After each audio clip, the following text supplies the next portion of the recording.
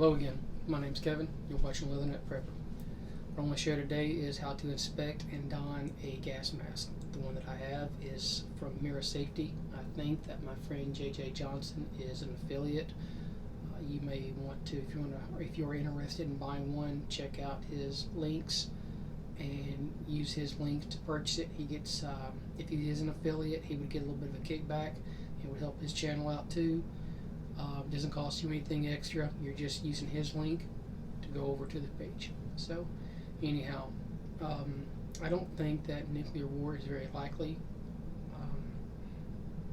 Like JJ, I believe that it would be very limited. I think that it would be in a European theater. I don't think anybody really wants to get into a pissing contest with the U.S. Russia may have more, but ours are much, much better. Our military is much better trained, much better equipped. Our equipment is much better kept up. So maintenance is everything. Anyhow, without further ado, here's the mask. I keep my mask, this piece here, the straps, towards the front. I do that so when you put it on, you're just going face in, grab it, pull it over.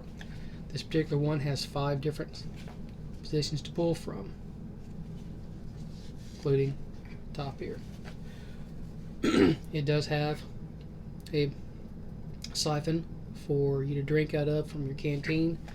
Here is your inlet, your tube.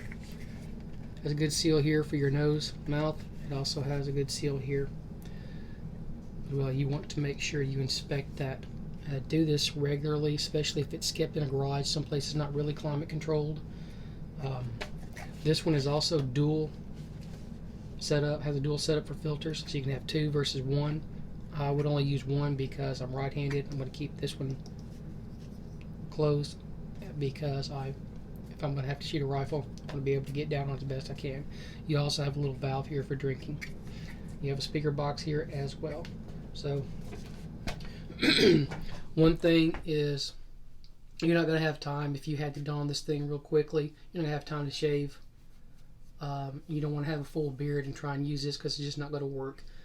And if I remember correctly, it's been 25 years since I was in the Marine Corps. So, if I remember correctly, that was the reason why you had no facial hair.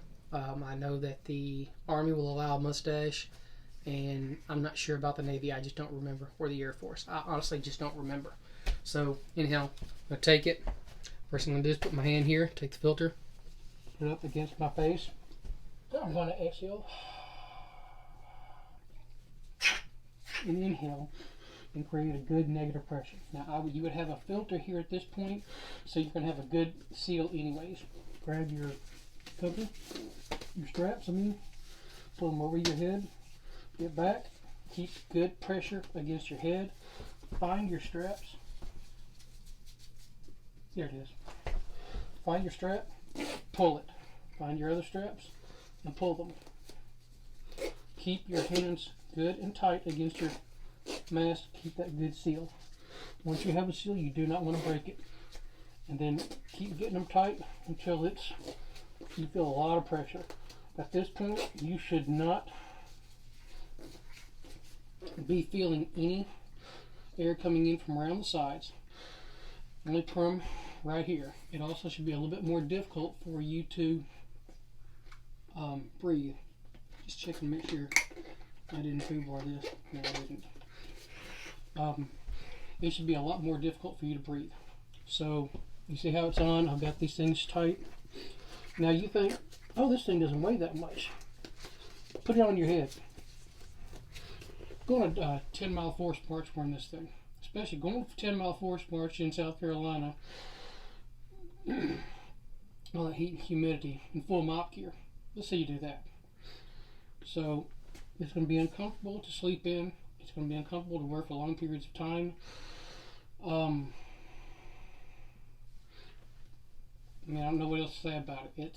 This is for an emergency situation. It's not meant to be worn for day after day after day. And if you are going to have to wear it like that for whatever reason, you are in a bad way already. You want to make sure you have plenty of extra filters as well.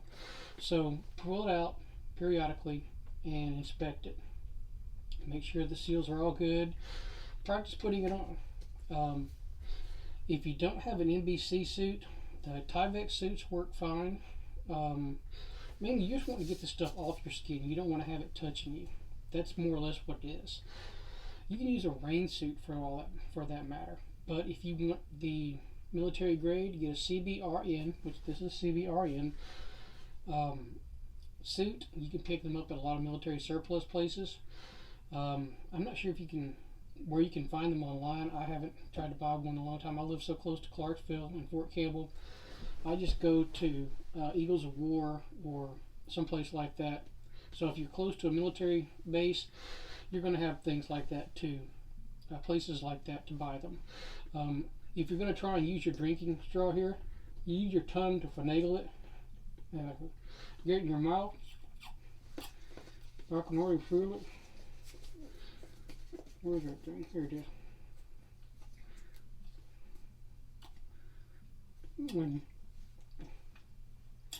So anyhow, yeah, just check it periodically. Make sure it looks good, or make sure the seals look good. Make sure the rubber's not dry rotting. It's still soft and pliable. It's not cracking in any way. It's not going to do any good.